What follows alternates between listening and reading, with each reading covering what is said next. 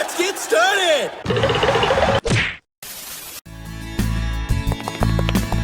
Whoa! That person is so tiny.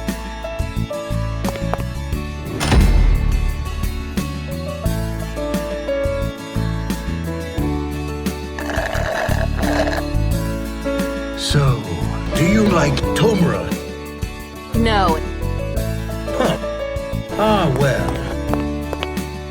Guys, sorry I'm late. Let's begin.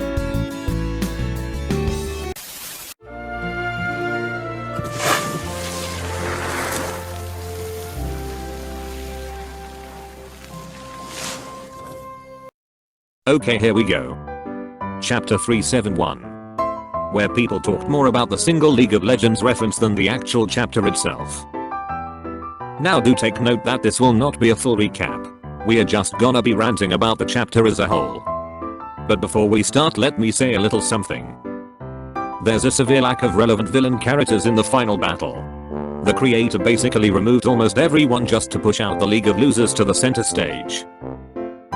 This whole removal of extra villains thing not only made the final fight less interesting, but also made it infinitely easier for the heroes to win. While yes, there's a huge army to deal with, but it's been pretty much consistent in the MHA world that only named villains are the only ones that can reliably pose a threat. This is especially obvious during both the MVA and War arcs, as well as the third movie. All three involved massive amounts of participants, and as you can see only the named ones actually mattered, and the rest are just cannon fodder. As for the sudden appearance of the 15,000 mutants, they are just hyperinflated numbers, nothing more. Okay, now let's proceed to the manga rant. Chapter 371 has the exact same issues and problems as the chapter that came before it.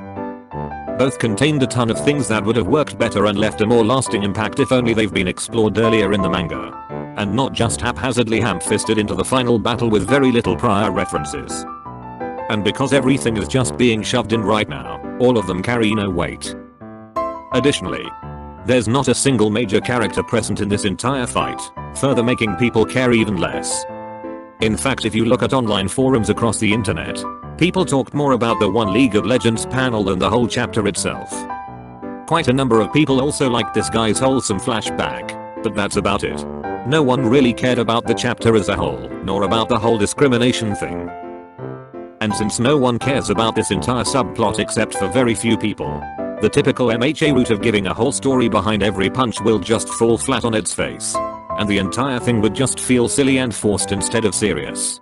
But since we care about fellow Reptile, I mean he's the channel icon after all, let's go dive into this chapter and check some stuff out.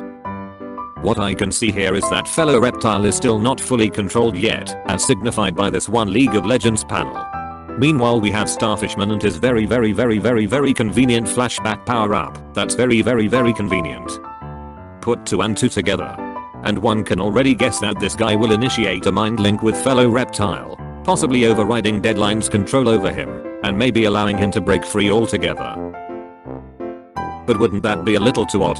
Fellow Reptile came here as a puppet for this guy to lead a mutant army, but he's also a puppet for this guy to free Grilby, and then he's gonna get mind controlled yet again. So his entire final arc is just him being controlled over and over? Oh, I wouldn't say free, more like under new management. But all in all, the sudden convenient power up, the attempts to flesh out a minor character in the final battle of all places, and the long flashbacks disrupting the flow of battle, makes it hard to take everything seriously. So how do you fix this utter mess of a subplot? Well, I'm afraid the damage has been done at this point.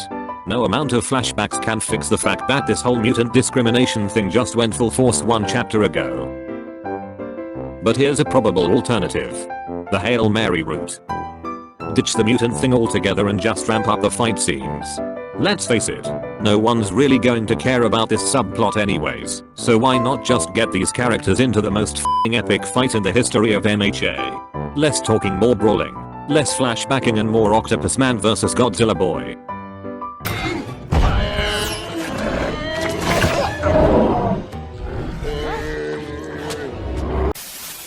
An added bonus here is that when it comes to cool fights, provided there are no liberal levels of bullshit, It doesn't matter if it's a major or a minor character, everyone would enjoy it regardless, and everyone wins.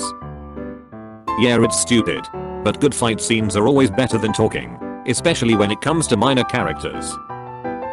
But then again, this is just an opinion. But knowing the creator, he'll just likely double down on the forced flashbacks, meaningful punches, and backstories, until eventually it'll be like the first phase of Sunbit's battle, where there's more talking and flashbacking instead of actual fights. Overall, the chapter's relatively tame, and not as bullshit compared to chapter 370, with its genocide drop out of nowhere. But if there's something I noticed with these two, is that this nameless background prop is a little too happy while blabbering about mutant discrimination and genocide, despite being a mutant himself. It's like he's completely unaffected by the whole discrimination in the first place. Also notice he didn't once talk about if other MLA mutants suffered discrimination. Based on these things, it looks like it was the MLA that did the genocides in the first place, as one of its attempts to push for free quirk usage.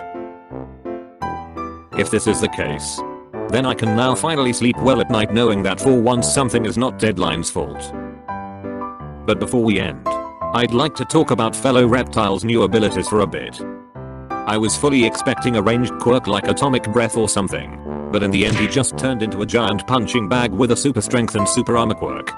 Well, that was disappointing, but who knows, maybe there's more to it.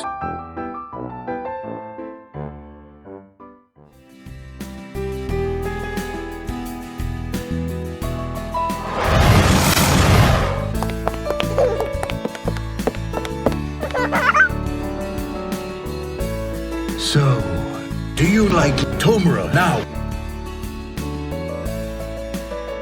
Hey Deadline, what's up with the weird question? You already know Miss Mindlayer already has a boyfriend. Nothing. But if you really want to get Handyman someone, why not go check some fanfics, find some OC shipped with him, and then use your super duper Deadline powers to pull them out. Easy peasy.